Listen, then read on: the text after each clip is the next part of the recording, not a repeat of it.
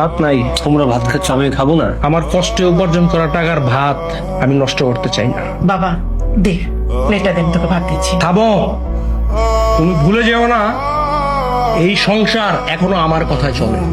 তুমি যদি ওকে ভাত দাও তাহলে ওর মতো তোমাকে ওই বাড়িতে না খেয়ে থাকতে হবে। মামুন ভাই, একটা টেনশন দাও, পরের দিন না। ওকে, আমি তোমার কাছে সিগারেট ছিলাম, তুমি আমার বলে সিগারেট নেই। এখন এই লোকটা চাওয়ার সাথে একটা সিগারেট দিয়ে দিলে, এখন সিগারেট কই পাইছো? সিগারেট বাকিতে বেশি না, আগের টাকা রয়েছে। বাইকের চাবিটা দে না। কি করবি? একটু মোর সাথে দেখা করে আসি। প্রয়োজন অন্য কিছু খাবো, আমার চাবি চাইস না, আমার কাজ আছে।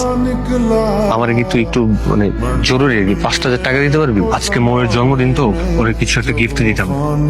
20,000 টাকা নিয়েছিলি যে মনে আছে? তুই টাকা পয়সা 2 দিন পর পরই নেস, দেওয়ার তো কোনো নামগঞ্জ থাকে না। তুই কিছু খাইলে খা, আমার টাকা পয়সা চাইস না। মামুন ভাই, ওরা 1 প্যাকেট সিগারেট দেন তো। না, লাগবে না, থাক। এটা তোমার আসার সময় হলো?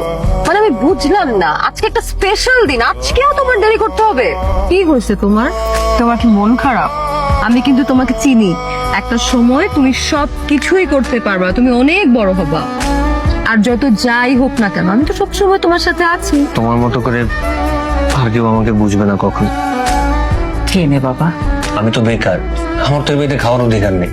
যেদিন নিজের টাকা ইনকাম করতে পারবো, নিজের টাকায় তোমাদের সবাইকে খাওয়াইতে পারবো, সেদিন এই বাড়িতে আমি খাবো, তার আগে একটা দানাও আমি খাবো। দেখিস একদিন তুই বড় কিছু করতে পারবি। তোমার কেন বললাম পরে খাবার দিবা, তারপর তুমি কেন দিলা? বলার জন্য দরদ উতলায়া পড়ে না। খারাপ, তোমার আমি একটা ব্যবস্থা করতেছি। আর এই তোর কি লজ্জা শরম কিচ্ছু নাই? এই বুড়া বাপের ঘরে বুড়া বাপের ঘাড়ে বসে যে খাস, একটু লজ্জা করে না? একটা চাকরি জোগাড় করতে পারস না? একটা চাকরি করে যদি অল্প টাকাও রোজগার করস, তাও তো কইতে পারো যে আমার পোলা রোজগার করে। আর কতদিন বাপের ঘাড়ে বয়ে খাবি? হ্যাঁ, এত আর্জেন্ট ডাকলা যে? দেখছো, আমি তোমাকে বলছিলাম না যে তোমাকে দিয়েই হবে, খালি একটু ধৈর্য ধরো। কিছুই হয়নি। তাহলে কি হয়েছে? গতকাল রাতে তুমি কোথায় ছিলে? কোথায় আর থাকবো, বাসায় ছিলাম। আরেকবার সুযোগ দিতেছি, সত্যি কথাটা বলো, কোথায় ছিলে?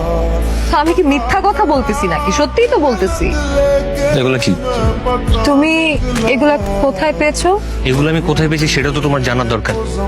কিন্তু এই তুমিই তো আমাকে বলছিলা যে পৃথিবীতে আমার পাশে আর কেউ থাকুক আর না থাকুক, তুমি শেষ পর্যন্ত আমার পাশে থাকবা। রাকিব, তুমি আমাকে ভুল বুঝতেছো। আমি তোর ভুল বুঝাবুঝি তুই তোর কাছে রাখ। আমার বন্ধু বান্ধব আমার আগেই বলছিল তোর মতো একটা থার্ড ক্লাস মেয়ের সাথে প্রেম না করতে। আমি তো শুনি নাই সবকিছুর বিপরীতে যে আমি তোর সাথে প্রেম করছি, আর তুই আমারে কি দিছস? এইটার নমুনা। এই, অনেক হয়েছে, অনেকক্ষণ ধরে বলতেছো। আমারও কিন্তু এতদিন ধরে অনেক কিছু বলার ছিল, আমি কিন্তু কিছু বলি নাই।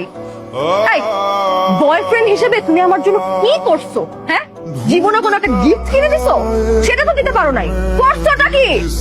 পার্কে বাদাম খাওয়াইলে আর ফুচকা খাওয়াইলে বয়ফ্রেন্ড হয়ে যায়?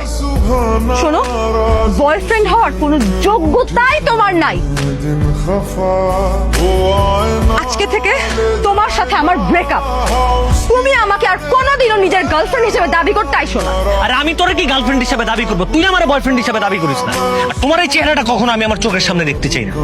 শোনো, সময় আমারও আসবে, আর সেই দিন আমি তোমার চাইতে 1000 গুণ ভালো একটা মেয়ের সাথে প্রেম করে আমি তোমার দেখাই দেবো। তোমার মতো ফকিন্নির সাথে কোনো ফকিন্নি প্রেম করবে, কোনো ভালো মেয়ে প্রেম করবে না, বুঝো না? দোস্ত, এখন তো আমাদের অফিসের লোক না, পসিবল না। আঙ্কেলের সাথে একটু কথা বলে দেখবি, আঙ্কেল হয়তো ম্যানেজ করতে পারবে। আর দোস্ত, বললে তো হয় না, পোস্টটা তো খালি থাকতে হবে, তাই না? আর যে লোকগুলো নেওয়ার কথা ছিল ওগুলো নেওয়া হয়ে গেছে তো।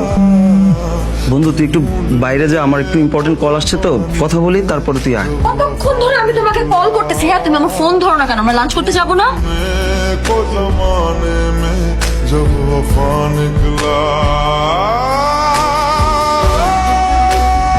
ওইখানে কি করে? বন্ধু, দোস্ত শোন, বয় বয়। আর তুমি না, মানে দেখতেছো আমি কল ধরতেছি না, তোমার এখনই আসতে হবে। তুমি যদি কলটা ধরতা তাহলে তো আমি এখানে আসতাম না। আর এমনি ওর সাথে তো এখন রিলেশন নাই আমার, কি ভাবলো তাতে কিছু যায় আসে না। চলো তো উঠে লাঞ্চ করবো।